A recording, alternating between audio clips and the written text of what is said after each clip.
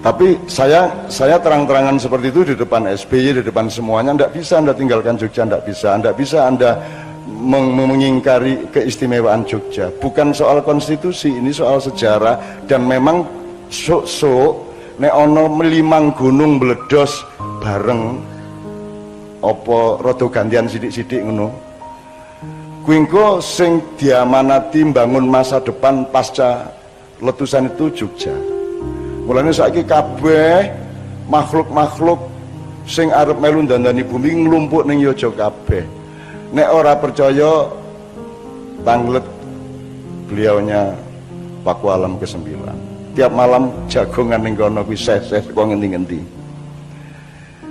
Nanti kalau ada gunung yang terbesar di dunia yang sekarang belum banyak dikenal orang meleleh karena perahunya akan tersingkir oleh luapan air laut, kemudian ada sebuah negara besar akan terguncang karena lelehan gunung terbesar ini yang namanya Anda belum tahu, kira-kira beberapa tahun lagi, maka ketika itu dunia akan mengalami perubahan-perubahan yang bermacam-macam. Dan Yogyakarta adalah tempat dan manusianya memang disiapkan untuk membangun peradaban baru, tidak hanya di Indonesia tapi di muka bumi. Iki orang ngomong klenik iki tenanan. Aku iki dikandani tenan karo sing duwe rencana iki wis didesain kabeh. Jadi nek Jakarta ki kulon, Yojo ki wetan. Nek Eropa ki kulon, Indonesia ki wetan. O anane kulon iki mergo saka wetan. Dadi aja njur wetan sinau ngulon, mergo kulon kuwi anake wetan. Kulon sing kudu sinau nang wetan. Jakarta harus belajar kepada Jogja. Jogja bukan belajar ke Jakarta, karena Jogja lebih berpengalaman. Kelak pemimpin Indonesia pasti orang yang berpendidikan dan berpengalaman di Yogyakarta.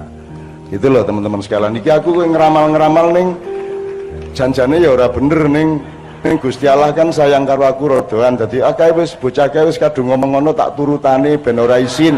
Kira-kira gitulah ya.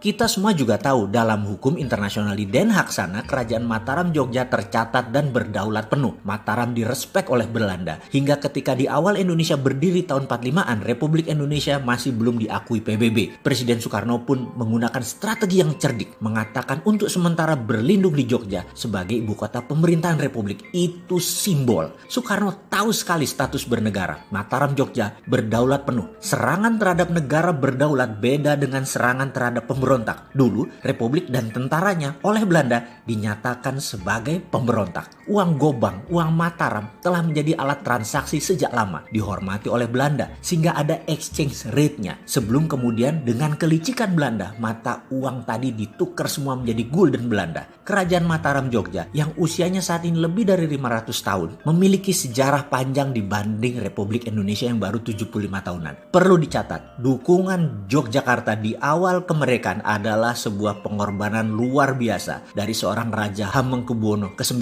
dengan mendukung penuh NKRI. Bahkan APBN 3 tahun pertama pemerintahan Republik yang masih muda kala itu, kontribusi Mataram Jogja banyak. Hingga saat ini, Mataram Jogja mendukung NKRI secara utuh. Di belakang hal itu, tidak pernah ada penyerahan secara legal bahwa tanah Mataram Sultan Ground dialih tangankan ke Republik Indonesia. Kesultanan Mataram Jogja sekuat City of London di mata internasional. Semua itu tercatat dalam Sabdo Tomo 1, 2, dan 3. Mataram Jogja punya sovereignty, punya kedaulatan yang kuat. Beda dengan provinsi lain, karena itu Jogja disebut daerah istimewa. Saya yakin suatu hari Kesultanan Mataram Jogja atas nama bangsa dan negara Nusantara akan turun tangan lagi secara aktif membangun NKRI ketika semuanya menjadi kisruh, bahkan berani berkontribusi lebih jauh lagi atas nama perdamaian dunia. Mari kita tunggu langkahnya.